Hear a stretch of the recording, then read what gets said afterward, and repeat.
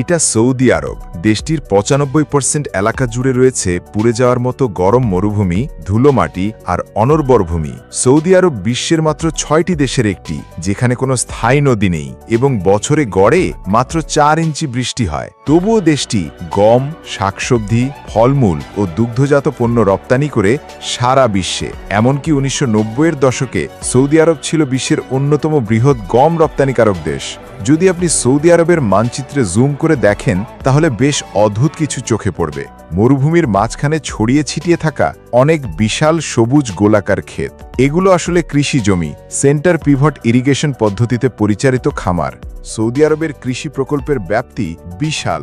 ১৯৬১ সালে দেশটিতে আবাদযোগ্য জমি ছিল মাত্র ১১,৪০০ বর্গ কিমি, যা দেশের মোট ভূমির মাত্র ০.৫%। আর ২০১৬ সালে এই পরিমাণ বেড়ে দাঁড়ায় প্রায় ৩৫,০০০ বর্গ কিমি, যা ৬০ বছরের ব্যবধানে ৩ গুণ বৃদ্ধি। তুলনার জন্য বললে এই ৩৫,০০০ বর্গ কিমি অঞ্চলটি বেলজিয়াম বা আর্মেনিয়ার চেয়েও বড়। গত ৬০ বছরে সৌদি আরব ২৪,০০০ বর্গ কিমি মরুভূমি ও অনুর্বর ভূমিকে রূপান্তর করেছে উর্বর জমিতে, যা স্লোভেনিয়া দেশের চেয়েও বড় এবং কাতারের দ্বিগুণ আয়তনের সমান।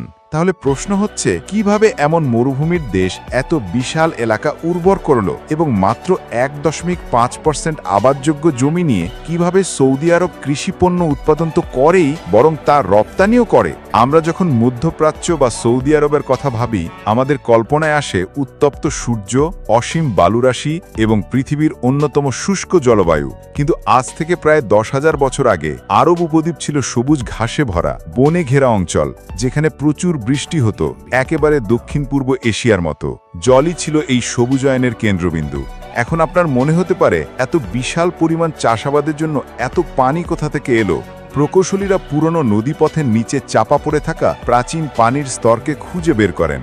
এসব ফসিলাইজড ওয়াটার বা ফসিলাইজড পানি ভূগর্ভের ১ কিমি গভীরে আটকে ছিল হাজার হাজার বছর ধরে।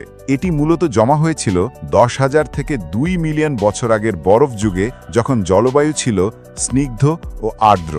সৌদি আরব শুধু তেলের নয়, জলের এক বিশাল ভাণ্ডারের উপরও বসে আছে। এই ভূগর্ভস্থ পানি উত্তোলন করে দেশটি ব্যাপক হারে কৃষিকাজ ও দুগ্ধজাত পণ্য উৎপাদন করছে। কৃষিকাজে সেচ ব্যবস্থার গুরুত্ব অনেক, কারণ এটি খাদ্য সরবরাহে প্রধান ভূমিকা পালন করে। তবে পানি ও শক্তির ব্যয় অত্যন্ত বেশি হওয়ায় আধুনিক ও দক্ষ সেচ ব্যবস্থার প্রয়োজন। সেন্টার পিভট ইরিগেশন পদ্ধতি এরই একটি চমৎকার উদাহরণ। এই পদ্ধতিটি আবিষ্কার করেছিলেন ফ্র্যাঙ্ক জিবক নামের একজন কৃষক, এবং এটি সেচ ব্যবস্থায় পানি বন্টনের অন্যতম একটি দক্ষ উপায় হিসাবে স্বীকৃত। একটি কেন্দ্রে ঘূর্ণায়মান যন্ত্রটি চক্রাকারে পানি, সার, কীটনাশক সবকিছুই দিতে পারে, একসাথে বহু কাজ করে। অন্যান্য পদ্ধতির তুলনায় এতে পানি অপচয় অনেক কম হয় এবং উৎপাদন বাড়ে। সৌদি আরব গত ৫০ বছর ধরে এই পদ্ধতি ব্যবহার করছে। তবে এটি ব্যবহারের একটি বড় সমস্যা হচ্ছে, ফসিলাইজড ওয়াটারের স্তর প্রায় শেষ হয়ে এসেছে। যেহেতু এই অঞ্চল বৃষ্টিবিহীন, ভূগর্ভস্থ পানির স্তর পুনরায় পূরণ হচ্ছে না।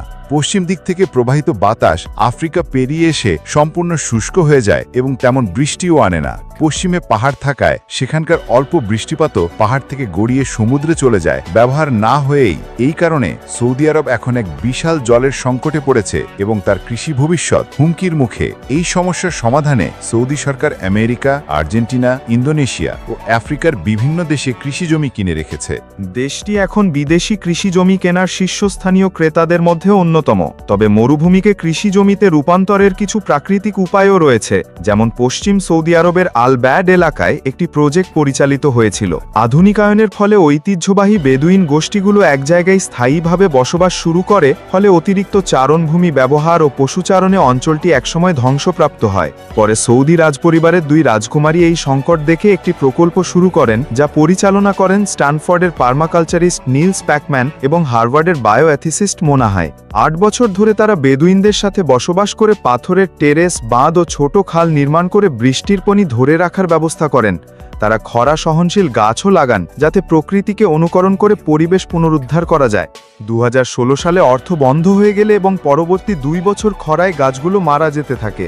তবে ২০১৮ এবং ২০১৯ সালে আবার বৃষ্টি হলে সেই টেরেস ও বাঁধগুলো বর্ষার পানি ধরে রাখতে সক্ষম হয় এবং ধূসর মরুভূমি সবুজ সাভানায় রূপান্তরিত হয়। এই প্রকল্পের এলাকাটি একটি জিওগ্রাফিক্যাল ফ্র্যাক্টাল, অর্থাৎ এই এলাকাটি যেমন পানি ধরে রাখতে পারে তেমনি একই প্যাটার্ন উপদ্বীপের অধিকাংশ এলাকাতেও পাওয়া যায়। অথচ একটি বন্যার পানিতেই 13 কোটি গাছকে 3 বছর পানি দেওয়ার মতো জল অপচয় হয়ে যায়। যদি এই প্রকল্পটি উপদ্বীপের পশ্চিম উপকূল জুড়ে প্রয়োগ করা যায় তবে 1,21,000 বর্গ কিমি এলাকা, যা নেদারল্যান্ডস, বেলজিয়াম, সুইজারল্যান্ড ও ডেনমার্ক মিলিয়ে যতটুকু, তা সবুজ কৃষি জমিতে রূপান্তর করা সম্ভব। এতে কয়েক বিলিয়ন ডলার ও বহু বছর সময় লাগবে। তবে সৌদি আরবের কৃষি উৎপাদন ক্ষমতা 6 গুণ বাড়বে এবং দেশের জিডিপি 3 থেকে 5% পর্যন্ত বাড়তে পারে। এছাড়া পৃথিবীর শুষ্ক ভূমিগুলো যদি আবার উর্বর হয় তবে সেখানে থাকা মৃত মাটির নিচে বিপুল কার্বন গ্যাস আটকে থাকবে, যা বৈশ্বিক উষ্ণতা কমাতে ভূমিকা রাখবে। সৌদি আরব তার জনগণের জন্য পানি সরবরাহে সমুদ্রের লবণাক্ত পানি পরিশোধন করে, কিন্তু এই ডিস্যালিনেশন প্রক্রিয়ায় অনেক জ্বালানি লাগে, যার বেশিরভাগ আসে কয়লা ও প্রাকৃতিক গ্যাস থেকে, যা আবার কার্বন নিঃসরণ করে। তবে নতুন প্রযুক্তির রিভার্স অসমোসিস পদ্ধতি বিদ্যুৎ দিয়ে চলে, এবং সেই বিদ্যুৎ যদি আসে পারমাণবিক শক্তি থেকে তবে সেটি হবে সবুজ ও টেকসই। তাই ভূমিকে সবুজ করতে হলে চাই পানি আনতে চাই পরিশোধন কেন্দ্র, আর এই কেন্দ্র চালাতে চাই সবুজ শক্তি। সবকিছু একে অপরের সাথে গভীরভাবে সম্পর্কিত। মরুভূমিতে এই পানির জন্য সৌদির বিশাল পরিকল্পনা আমরা আমাদের আগের ভিডিওতে দেখিয়েছি। ভিডিওটি ভালো লাগলে লাইক দিয়ে বন্ধুদের সাথে শেয়ার করুন। পরবর্তী ভিডিওর জন্য চ্যানেলটি সাবস্ক্রাইব করুন। আপনাদের একটা ক্লিক আমাদের অনুপ্রাণিত করে। ভালো থাকুন, সুস্থ থাকুন।